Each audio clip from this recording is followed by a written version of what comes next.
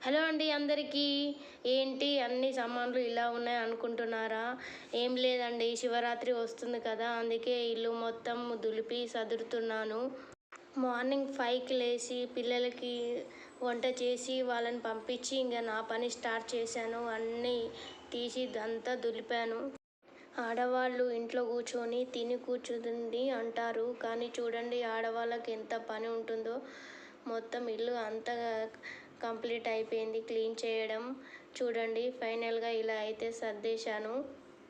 ఇప్పుడు టైం అయితే మధ్యాహ్నం 3 అయ్యింది. అంతా కంప్లీట్ అయ్యేసరికి ఈ టైం అయ్యింది. ఇంట్లో పనులు ఎవరికి కనిపించవు, ఏం చేసాం అనేది కూడా కనిపించదు. అందుకే ఆడవాళ్ళని చులకనగా చూడకండి. ఇంట్లో మార్నింగ్ నుంచి ఈవినింగ్ వరకు ఎంత పని చేసినా ఎవరికీ కనిపించదు. మళ్ళీ ఏం పని చేస్తున్నావు అని అంటారు.